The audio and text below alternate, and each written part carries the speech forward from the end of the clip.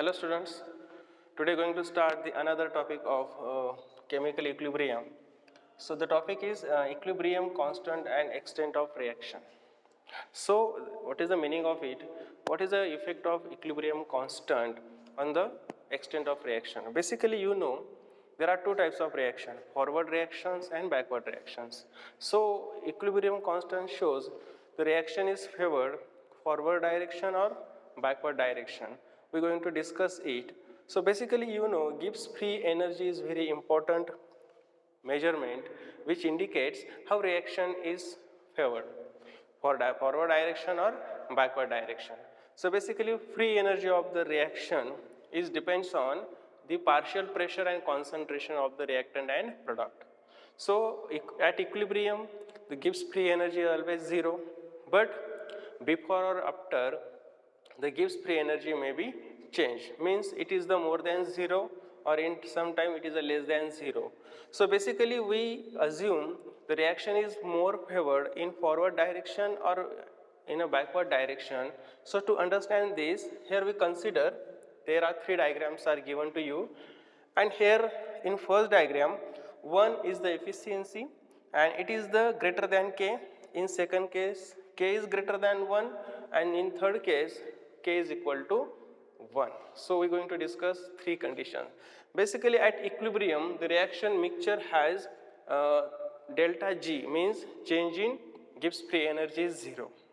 So look at here, in that point the K is less than 1, in second K is greater than 1 and there is a K is equal to 1. Suppose we consider K is greater than 1. That means more concentration of product are formed. When reaction is proceed, so this is the reaction coordinate, reaction progress. So this is the product, here you can write reactant, here is the product, pure reactant, pure product, here is the reactant,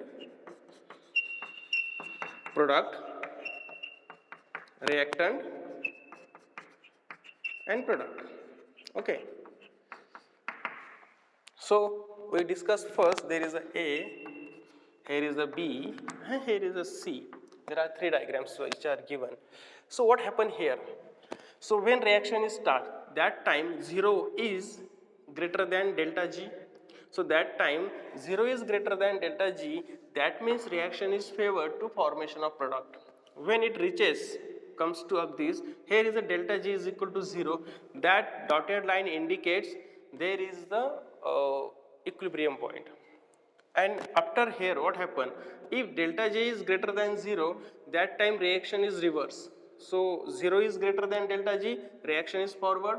If delta G is greater than 0, the more energy in the product side it comes back, so it comes back to. So there is a formation of product and there is some product molecules, some products which are come back into reactant side. So this arrow indicates there is a comes to the reactant side, it goes to the side of the product. That means at equilibrium there is a delta G is equal to 0. But when K is greater than 1, that means more concentration of product is formed and reaction is favored to the product side, product direction. That means forward reaction is more favored.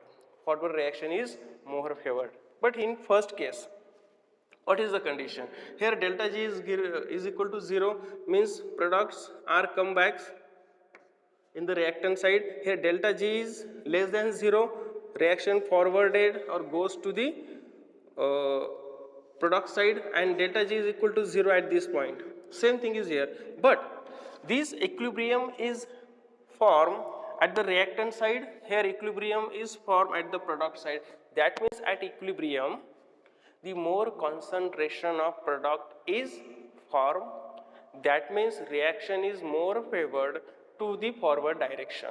But here in that condition the equilibrium form at the reactant side, that means if K is less than 1, that time means equilibrium constant is less than 1, so that time the concentration of reactant form more as compared to concentration of product.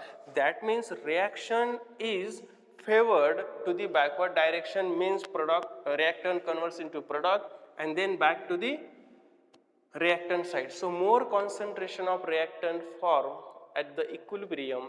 That means here the reaction is more favored. Reactant side, that means reverse reaction is more favored when K is less than 1, and when K is more than 1, that time reaction favored to the forward direction. And in third case, you can see from this area delta G is greater than 0. In that area delta G is less than 0. If it is less than 0, product converts into reactant. If delta G is more than 0, then product converts into reactant. Here reactant converts into product. So this is the equilibrium point. That time delta G is the 0. So at equilibrium, both are substantially in a same amount, same quantity. Means here the concentration of reactant and concentration of product is same, considerable. That means here we cannot be predict reaction is backward or forward. Reaction is the constant. That means here is a highly equilibrium point, high equilibrium condition. But here the reaction is favored in a product side. Here is a reaction favored in a reactant side. Here is the product side. So this is all about the equilibrium constant and extent of reaction. Extent of reaction means is it reaction is favored to the forward direction or is it reaction is favored to the backward direction. We can assume, we can calculate, or we can decide once we know the value of K. Once we know the value of K, it is greater than 1 or less than 1, that time we can easily assume which reaction is more favored and not. On the basis of that, we are going to discuss this some numerical problem. Because of is it reaction is forwarded or sometime it is a backward, we can easily conclude when we know this thing. After that, we are going to discuss distinction between the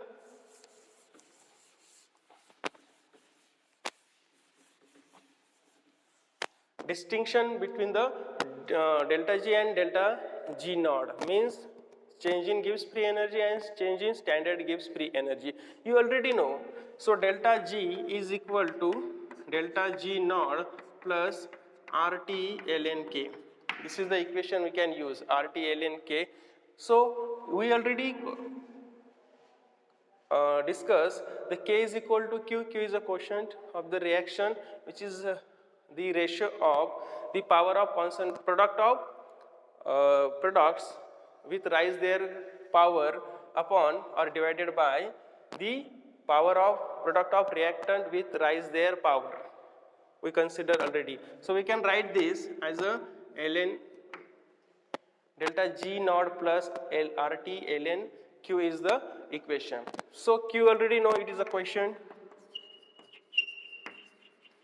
and it is the power of product with their power. Here is the power, N is the power, with reactant, product of reactant with their power. Okay, this is the ratio. Q is equal to this one or K is equal to this one. But so here Q and K is equal to same. But already we have delta G naught is equal to minus RT ln K. What is the delta G naught? It is a standard Gibbs free energy is equal to minus RT ln K. So we can put, so delta G remains constant during the reaction. It remains constant during the reaction. So delta G is equal to delta G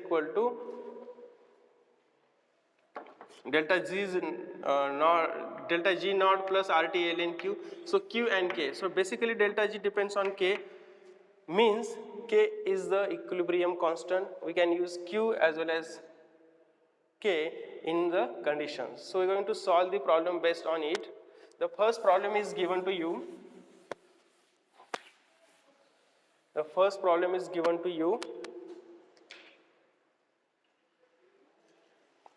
Okay, the first problem is given to you. At 50 liter reaction vessel contains 1 mole N2, 3 moles of H2 and 0.5 moles of NH3.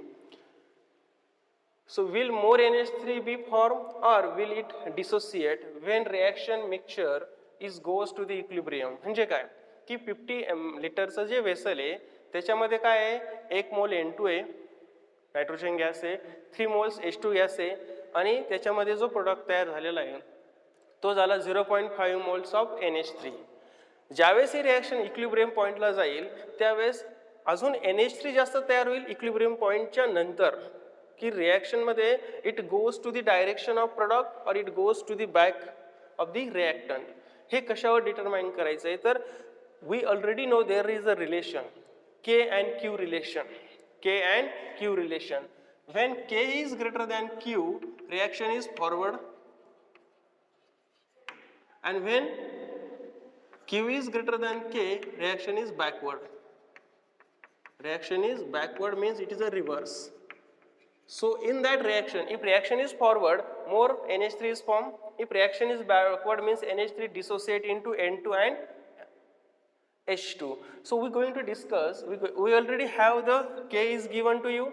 So going to calculate Q going to calculate, and Q we easily calculate using these using this reaction equation. So first of all, here we calculate the number of moles, because the number of moles are just mixed together, but the total volume is 50 liter. So in 50 liter, how many moles of N2, H2 and NH3 are present? Simple, we calculate the number of moles. The moles are given divided by total volume. So first, for N2, concentration of N2 is equal to, so concentration of N2 is equal to, what is the concentration is given? 1 mole. So 1 upon 50. 1 upon 50. Concentration of H2 is given, it is a 3 moles are given upon 50 liter is volume, and concentration of NH3 we can calculate, the 0.5 moles are given upon 50 ml is the volume, and the answers are, for NH3 it is 0.01 mole. Okay, for H2 there is a 0.06 mole, and for N2 it is 0.02. So once we calculate the number of moles in a total volume, we already have this equation. So here Q is equal to, here is the product of products with rise